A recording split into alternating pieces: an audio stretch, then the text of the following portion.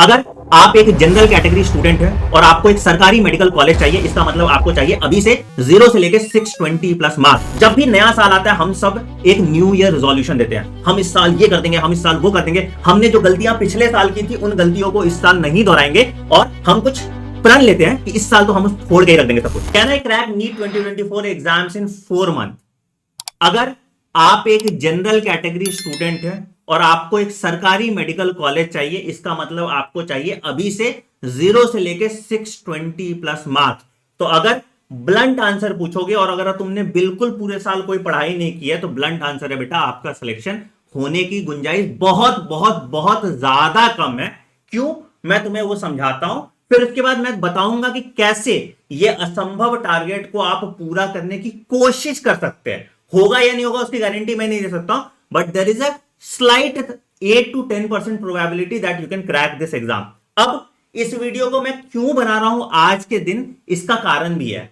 बेटा हम हर साल जब नया साल आता है, पहले तो आप सबको नए साल की हार्दिक शुभकामनाएं, बट मैं एक रियलिटी चेक आपको देना चाहता हूं। जब भी नया साल आता है हम सब एक न्यू ईयर रेजोल्यूशन देते हैं, हम इस साल ये कर देंगे, हम इस साल वो कर देंगे, हमने जो गलतियां पिछले साल की थी उन गलतियों को इस साल नहीं दोहराएंगे और हम कुछ प्रण लेते हैं कि इस साल तो हम फोड़ के ही रख देंगे सब कुछ। बट क्या वो प्रण सक्सेसफुल हुआ? क्या आपका जो न्यू ईयर रेजोल्यूशन आपने लिया था वो 50% भी सक्सेसफुल हुआ? सच सच बताना, मैं भी अपना ऑनेस्ट ओपिनियन देता हूं। मैंने भी जब 2023 आया था तो मैंने भी रेजोल्यूशन लिया था कि मैं जिम जाऊंगा। अभी तुम मेरे एकदम सिक्स पैक एब्स देख पाते अगर मैं जिम गया रहता तो। बट हुआ क्या? मैं जिम तो गया 1 जनवरी को, जाके मैंने जाते के साथ 1 साल का सब्सक्रिप्शन भी ले लिया और टोटल मैं पूरे साल सिर्फ 14 दिन जिम गया और अभी मैं 1.5 महीने प्रेग्नेंट चल रहा हूं। बहुत बच्चों के साथ, आपके साथ भी यही हुआ होगा। आपने सोचा होगा कि आप खूब पढ़ेंगे, फोड़ देंगे, कुछ सारी बुरी आदतों को छोड़ देंगे, सब कुछ कर लेंगे, बट इवेंचुअली आप उसको नहीं कर पाए। बेटा होता क्या है ना, बहुत सिंपल सा चीज समझिए। जो चीज आपको करना पसंद नहीं है उस चीज को जब आप करते हैं तो आप आधे मन से करते हैं या आप प्रोक्रास्टिनेट करते हैं, तो उसमें मन लगाने के लिए आपको अंदर से बहुत स्ट्रांग होना पड़ेगा, है ना। कि भाई जो चीज तुम्हें अच्छा नहीं लग रहा फिर भी तुम कर रहे हो। तुम्हारा ब्रेन हमेशा क्या कहता है? तुम्हारा ब्रेन हमेशा तुमको सिखाता है कि बड़ा आसान काम करो, अरे यार क्या लोड लेना है मेनू की, है ना। बट आपको अपने ब्रेन को ट्रेन करना है कि भाई मेरे हिसाब से चलेगा तू, मेरा करियर इंपॉर्टेंट है। और जब तक वो नहीं होता तब तक आप सक्सेसफुल नहीं हो पाते हैं। क्या आते हैं अपने मुद्दे की बात पे कि भाई मैंने तुम्हें डीमोटिवेट कर दिया कि भाई तुम 4 महीने में नीट एग्जाम क्रैक नहीं कर सकते। बेटा देखो ये है प्लेबुक नीट एग्जाम क्रैक करने की, बेयर मिनिमम बता रहा हूं मैं। ये इससे कम में तो गुजारा ही नहीं है। तुम चाहे आइंस्टाइन के बच्चे हो चाहे कुछ भी हो, इससे कम में तुम्हारा गुजारा नहीं है। मैं देखो तुम्हारे सिंपल सा चीज है, क्या है भैया? फिजिक्स के लेक्चर कंप्लीशन के तुमको 250 घंटे के आसपास लगेंगे। बेयर मिनिमम बता रहा हूं मैं। लोग हजार घंटे फिजिक्स पढ़ा रहे हैं, ठीक है, खैर तुम्हें उतना नहीं पढ़ना, बट ये बेयर मिनिमम है जिससे तुम्हारा सिलेक्शन हो सकता है। कितने?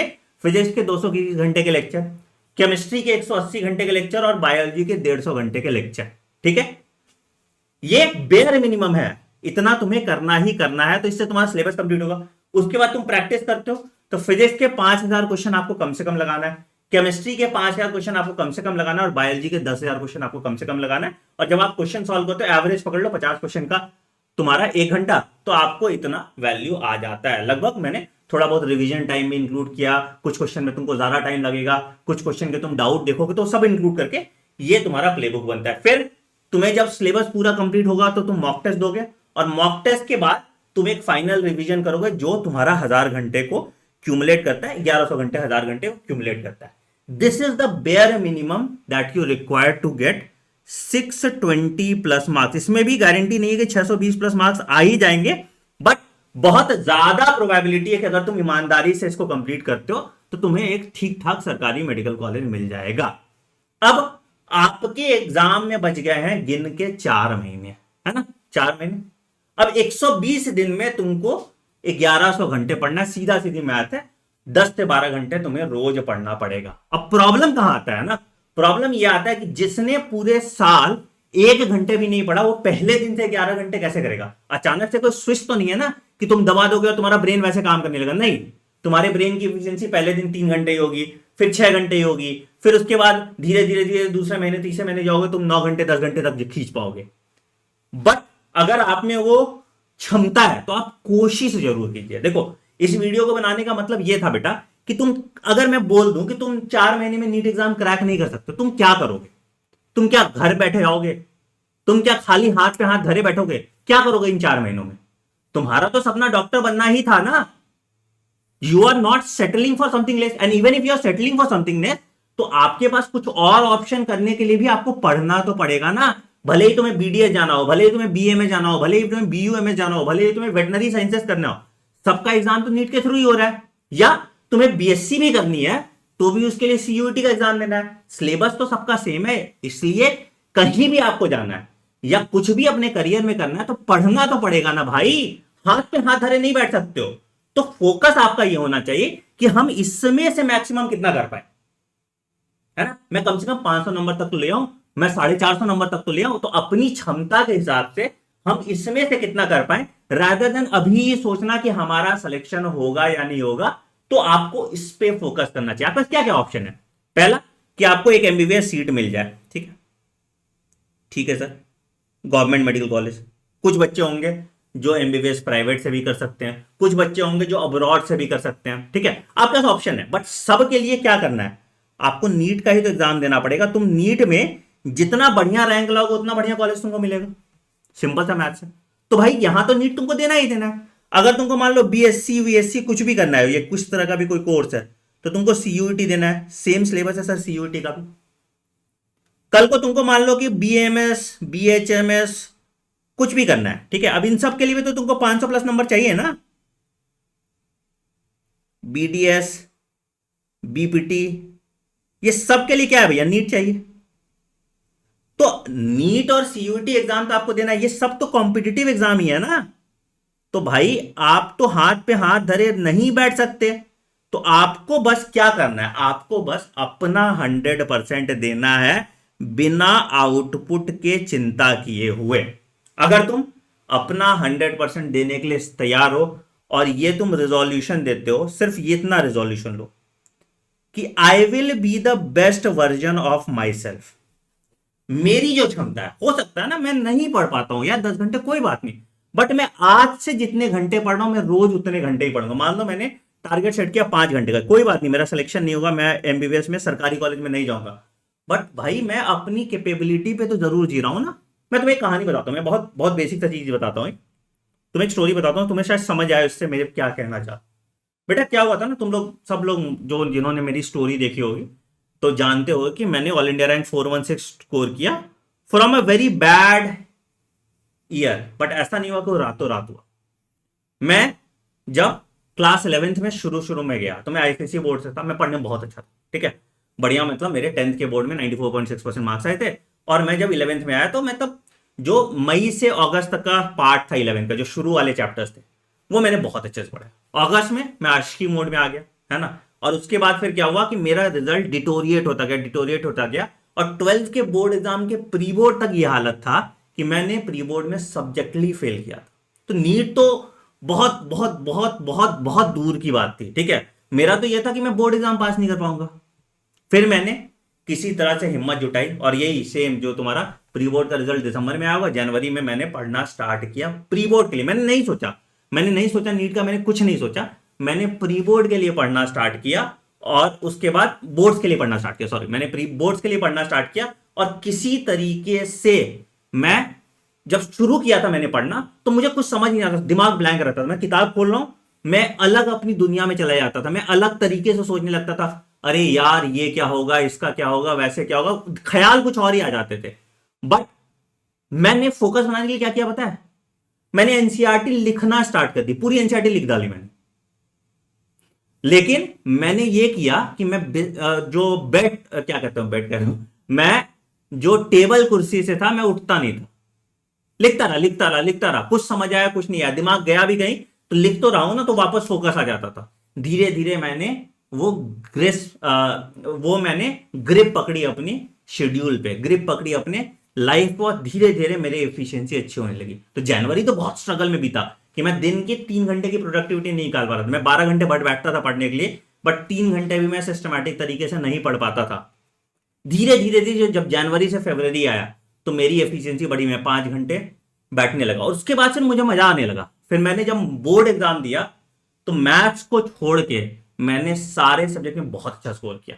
तो मेरे फिजिक्स में 98 थे, केमिस्ट्री में 99 था, बायो में 100 था और मैथ्स में मेरे 36 नंबर थे। ठीक है, बट फिर बाद में मैंने मैथ का इंप्रूवमेंट दिया और मेरे बोर्ड के नंबर अच्छे हो गए। क्या मेरा नीट क्रैक हो गया था पहले अटेम्प्ट में? नहीं सर, मेरा नीट क्रैक नहीं हुआ था पहले अटेम्प्ट में। मुझे आई थिंक कोई 2,500 के आसपास रैंक मिला, तभी 2,500 रैंक पे तुम्हें कॉलेज नहीं मिलता था। ठीक है, अब तो तुम्हारे 2,500 रैंक पे तुमको बढ़िया कॉलेज मिल जाता है, तभी अलग अलग होता था, सीबीएसई पीएमटी होता था हम लोग का, वो हम लोग के टाइम पे। ठीक है, तो मेरा सिलेक्शन नहीं हुआ, बट अगले साल मैं घर गया और पूरे साल मैंने मेहनत की और तब जाके मेरा सिलेक्शन हुआ and I secured an all India rank 416। अगर मैं तभी गिव अप कर देता प्री बोर्ड के टाइम पे ही, क्या आज मैं डॉक्टर होता? नहीं सर। तो यही मैं कह रहा हूं बेटा, आपका रिजोल्यूशन ये होना चाहिए कि आप अपना बेस्ट वर्जन दे। आप ये नहीं बोले कि हाँ भाई मेरा सिलेक्शन हो जाएगा, मेरा सिलेक्शन नहीं होगा, कोई बात नहीं, मेरा सिलेक्शन नहीं हुआ तो क्या मैं पढ़ना छोड़ दूंगा? नहीं, I have to improve my habits. जो भी आपके अंदर नेगेटिविटी है, जो भी आपने गलत किया है, कुछ भी किया है गलत, सब, ऐसा कोई गलती आपके जीवन में ऐसा नहीं होता कि जिसको आप अंडू नहीं कर सकते। ठीक है, कोई ऐसा गलती नहीं होता। लोग मर्डर करके भी उसके बाद अपनी जीवन को सुधार करते हैं, जिंदगी में बहुत अच्छा कुछ कर लेते हैं। ठीक है, तो ऐसा कोई गलती नहीं किया होगा आपने कि जिसको आप अंडू ना कर पाए, बट अगेन उसके लिए आपको वो दृढ़ संकल्प चाहिए अपने अंदर। ठीक है, तो अगर आप अपना 100% देने के लिए तैयार है तो इस वीडियो को आगे देखिए और समझिए अब आपको स्टेप बाय स्टेप कैसे करना है। जो बच्चा 0 लेवल पे या क्या है, उसका स्टेप बाय स्टेप कैसे होना चाहिए।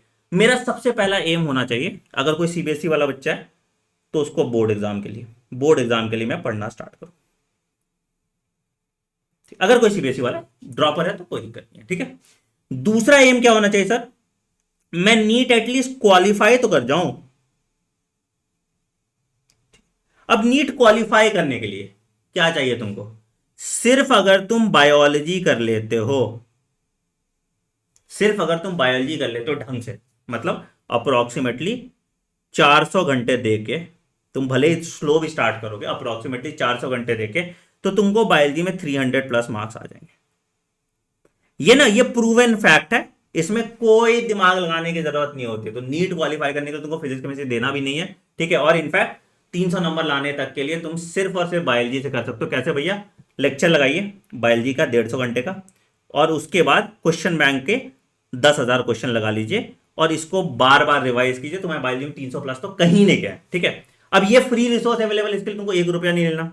मेरी एक प्लेलिस्ट है बेटा, यहां पे तुम देखो, डिटेल्ड एनसीईआरटी रिव्यू जाके देखोगे। ठीक, बहुत कम टाइम में तुम्हें सब कुछ समझ में आ जाएगा। ठीक है, और टॉप 10,000 क्वेश्चन की एक किताब है बायोलॉजी की, मेरी किताब है, जिसमें सब कुछ PYQ एग्जाम्पलर सब कुछ दिया हुआ। ये तुमको Amazon पे मिल जाएगा और 599 की एक किताब है। ठीक है, Amazon का लिंक मैं शेयर कर दूंगा, इसको तुम खरीद लो। तो लेक्चर लगाओ और इस किताब को तुमने सॉल्व कर लिया, तुम्हारे बायोलॉजी में 300 प्लस मार्क्स कहीं नहीं गए। मैं लिख के दे देता हूं, ये तो मैं इसकी तो मैं गारंटी ले सकता हूं क्योंकि मेरा सब्जेक्ट है। ठीक, तो this should be your step 1। पहले बायोलॉजी पढ़ना स्टार्ट करो कि हाँ मैं यहां तक कर पाके 300 नंबर तक लाऊं। ठीक है, तीसरा टारगेट होना चाहिए आपका कि आप 500 मार्क्स तक ला पाए।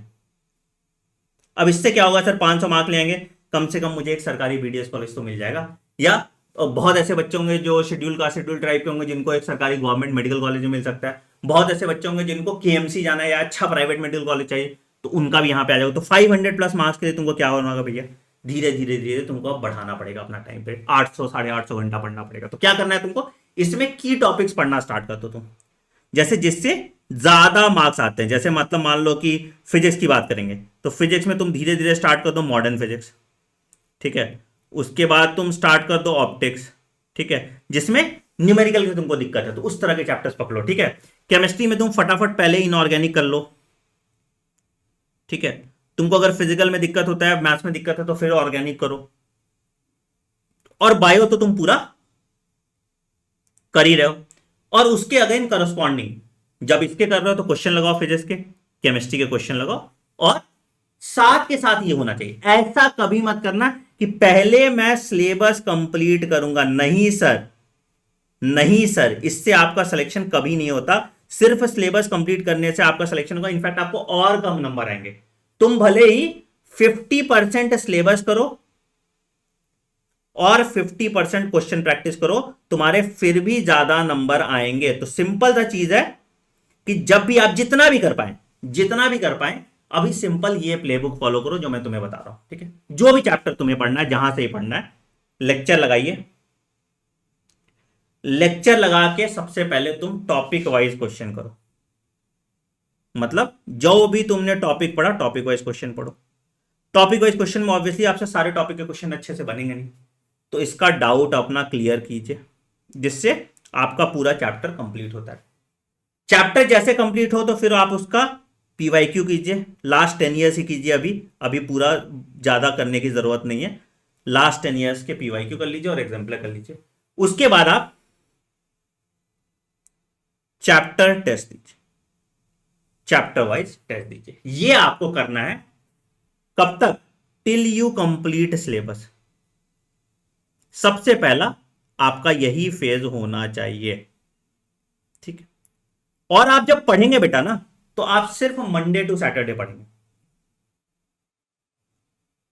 मंडे टू सैटरडे पढ़ेंगे। संडे हमेशा रिवीजन के लिए रखेंगे। संडे हमेशा किसके लिए रखेंगे? रिवीजन के लिए रखेंगे। और ऐसा नहीं है कि तुम पहले दिन से ही 10 घंटे से पढ़ने लग जाओगे, बेटा ये नहीं होता, ठीक है। रॉकेट साइंस नहीं है, तुम अचानक से तुम दिमाग को ऐसे ट्रेन नहीं कर सकते तुम 10 घंटे पढ़ोगे। अभी तुम अगर 10 घंटे पढ़ने बैठते भी हो तो फर्स्ट मंथ जो है तुम्हारा 3 घंटे का ही एफिशिएंसी आएगा, ठीक है। सेकेंड मंथ जब तुम 10 घंटे पढ़ने लगोगे तो 6 घंटे का एफिशिएंसी आएगा। और फिर तीसरे महीने में तुम्हारा 10 का 12 भी हो सकता है। फिर तीसरे महीने में तुम्हारा 12 घंटे की भी एफिशिएंसी आएगी। बट अगेन इसके लिए एक ही चीज की है, दैट इज कंसिस्टेंसी, ठीक है। ये बड़ा इंपॉर्टेंट चीज है। अगर ये नहीं करोगे तो आपको दिक्कत आ जाएगी। तो आपको कंसिस्टेंट रहना पड़ेगा। भले ही आपको समझ ना आए, कोई बात नहीं। मुझे 10 घंटे कुर्सी पे बैठना है, मैं 3 घंटे का ही आउटपुट लूंगा, बट ये 10 घंटे की सिटिंग बड़ी इंपॉर्टेंट है। ये फोन साइड में रखना बड़ी इंपॉर्टेंट है। और उस टाइम पे आशकी वाशकी सब भूल जाओ। ये सब चीज इंपॉर्टेंट है, तभी होगा सिलेक्शन, नहीं तो नहीं होगा। लिख के ले लो मुझसे, आज के अगले साल भी नहीं होगा अगर तुमने आज हैबिट नहीं बदला तो ये कंसिस्टेंसी और फोकस इंपॉर्टेंट है, ठीक है। मैं रिसोर्स तुमने बता दिया मैंने तुम्हें बायो के लिए। तुम अगर सिर्फ यूट्यूब से भी करोगे तो ये दोनों को काम करके तुम बायो में 300 प्लस मार्क्स स्कोर कर पाओगे। और अगर तुमको एक बैच चाहिए तो बैच ये बेटा, मेरा एक निश्चय क्रैश कोर्स मैंने अभी स्टार्ट किया था, 15 दिन हुआ है, ठीक है। तो तुमको इस रिकॉर्डेड बैच की तरह इसको फॉलो कर सकते हो। जितना हमने कराया उतना भी तुम कर लोगे तो तुम्हारा नैया पार हो जाएगा। तो निश्चय क्रैश कोर्स में आपको ये दोनों चीज, सिलेबस आपका हो ही रहा है नए एनसीईआरटी के हिसाब से, न्यू एनटीए सिलेबस के हिसाब से, एनसीईआरटी नहीं, ठीक है। उसके बाद ये क्वेश्चन प्रैक्टिस भी हो ही रहा है, जो यही किताब से मैं क्वेश्चन प्रैक्टिस कराता हूं, ठीक है। अगर आप कहीं और से भी सिलेबस कंप्लीट कर रहे हैं तो क्वेश्चन प्रैक्टिस का ये बुक का कॉम्बो ले लो। बड़ी सस्ती बुक है यार, मतलब फिजिक्स केमिस्ट्री बायो तीनों 20,000 क्वेश्चन का जो तीनों बुक का कॉम्बो है, ये आपको मात्र मिल जाता है कितने रुपए में? ये आपको मात्र मिल जाता है 999 रुपीज में। अगेन अमेजोन का लिंक होगा, वो तुम देख लेना। और दिक्कत पॉइंट क्या है इसमें? इसमें हर टॉपिक के वीडियो सॉल्यूशन है। तो ऐप पे तुमको इसका वीडियो सॉल्यूशन मिल जाता है, जो मेरा फंडा बॉक्स ऐप है। तो इससे फायदा क्या हो जाता है ना बेटा, इससे फायदा ये हो जाता है कि तुमको कहीं डाउट भी है तो तुमको किसी और के पास जाने की जरूरत नहीं है, तुम्हारा ये प्रैक्टिस सेक्शन है। तो प्लीज इस नए साल को हम एक हैप्पी न्यू ईयर बनाते हैं,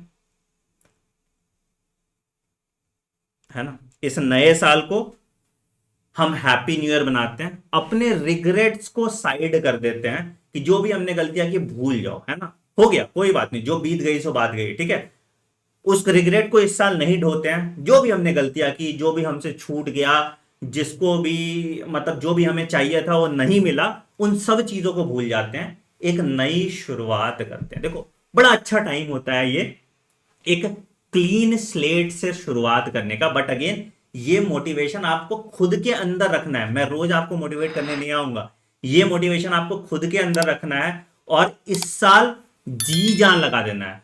मेरा होगा सिलेक्शन या नहीं होगा मुझे नहीं पता भाई, बट मैं अपना 100% दूंगा। तो अगर आप अपना 100% देने वाले हैं बिना ये वैलिडेशन के कि मुझे उसका क्या रिजल्ट मिलेगा, बिना फल की चिंता किए बिना अगर आप अपना कर्म करने वाले हैं तो कमेंट सेक्शन में मेंशन कीजिएगा। Wish you a very happy new year. और इस साल क्या आपकी जिंदगी के सभी साल पिछले साल से बेटर हो, you become a better version of yourself and become a very successful person in your life. अब आप डॉक्टर बने नहीं बने, बट जो भी करें अपने जिंदगी में अच्छा करें और उससे कुछ ये वैल्यू ऐड करें जिससे आप सोसाइटी को भी कुछ दे पाएं। On that note I am ending video. Take care, bye bye, have a great day. Thank you.